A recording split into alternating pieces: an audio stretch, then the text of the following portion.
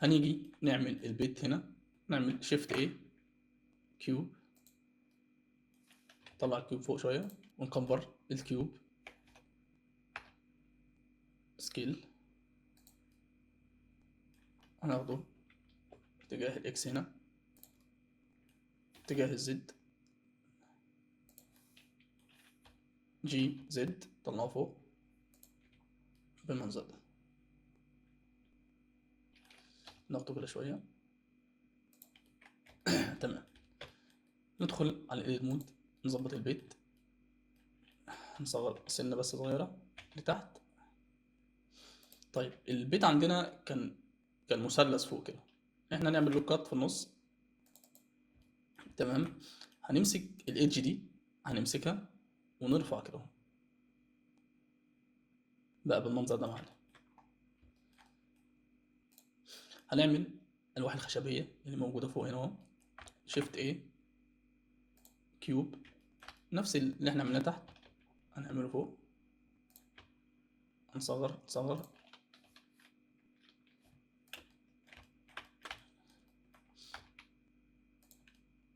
اس زد عشان ياخد شكل اللوح الخشبي. طيب هنعمل اس اتجاه الواي عشان اللوح الخشبي يكبر. طيب. هنعمل بيفل، نخش نعمل ادد موديفاير بيفل عشان نعرف نعمل شيل سموث. طبعا في غلطة احنا هنا عملناها، هنعرف ايه هي دلوقتي. احنا دلوقتي لما عملنا شيفت A ونزلنا كيوب، نزلنا كيوب في الايديت مود فنزل مع البيت، فكده البيت والكيوب بقت اوبجكت واحد، يعني تمسك اللوح هيبقى نفسه ماسك البيت. انا عرفت منين؟ لقيت البيت اتعمل له بيفل مع بعض. هنعمل شيفت كنترول زد ونخرج نخرج من الايديت مود ونعمل شيفت A مش كيوب، نطلع تاني. كويس اللي حصلت معانا عشان ايه نعرف ان دي غلط يعني. اس واي البيفل بتاعنا عادي، اديت موديفاير، نصغر البيفل شويه، هنعمل سب ديفيجن، هنعمل اللوكات عشان الحواف دي برضو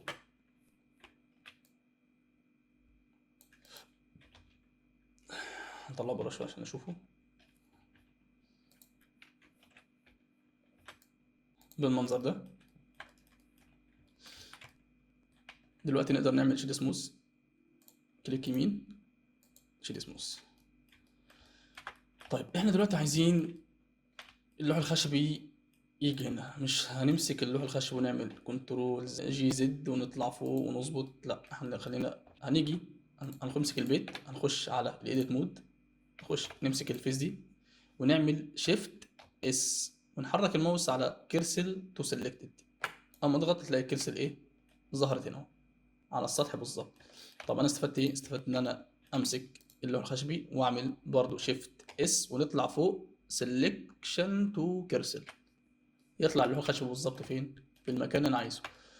اقدر اعمل ار اكس لان انا عايز الفه اتجاه الاكس واروح بالماوس كده اهو المنظر ده. تقدر تروح جاي واخد الاتجاه ده المنظور ده وتظبط اللوح الخشبي بالظبط اللي كده مش مظبوط في الار اكس تاني وتظبطه يعني بالمنظر ده. انت تظبط زي ما انت عايز. فاحنا نعمل اس واي واضغط واي كمان عشان الاتجاه يتظبط معاك وتسحب كده اهو جي اكس بقى بالمنظر ده. هننزل اللوح الخشبي لتحت شويه يبقى جي واي واي وتنزل بالظبط عشان يظبط معاك ايه الحول ده. عايزين نعمل حاجه هنا، هو اللوح الخشبي داخل شويه، جي زد طلع فوق سنه ماشي. هنعمل برضو الحته اللي احنا عملناها تحت، هنمسك دول كده ماشي، ممكن نمسك اللي فوق ونعمل جي واي واي وننزل تحت كده. هنعمل دلوقتي array تكرار عشان تيجي معاك مكررة،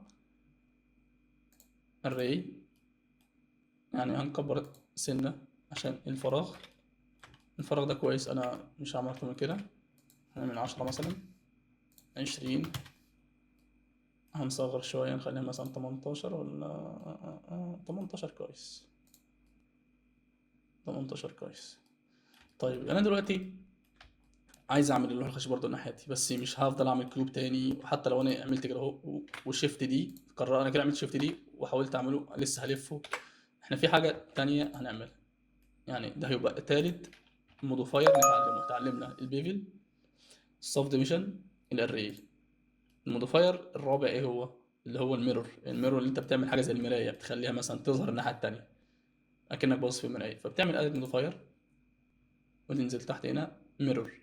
اول ما تعمل ميرور فهو قرر لك على الاتجاه ده، فاحنا مش هنعمل اتجاه، احنا عايزين نعمل اتجاه الواي.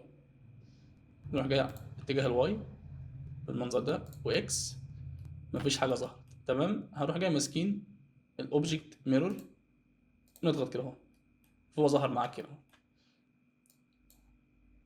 طيب المشكله دي بسبب ايه يا شباب؟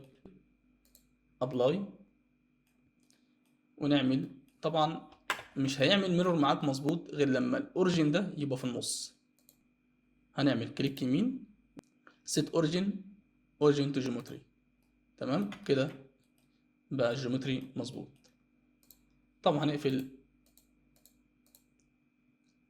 اختار الميرور في اتجاه الواي، ونمسك الاوبجكت نضغط كده اهو. طبعا هو عامله لك على الناحيه دي ليه؟ لان الاوبجكت نفسه اصلا الاوريجين بتاعته فين؟ في النص، فبيعمل الميرور على الاوريجين بالظبط. فاحنا نعمل ايه برضو هنا؟ كليك يمين، سيت اوريجين تو جيومتري، اما تعمل كده بقت مظبوطه معاك مش اي مشاكل.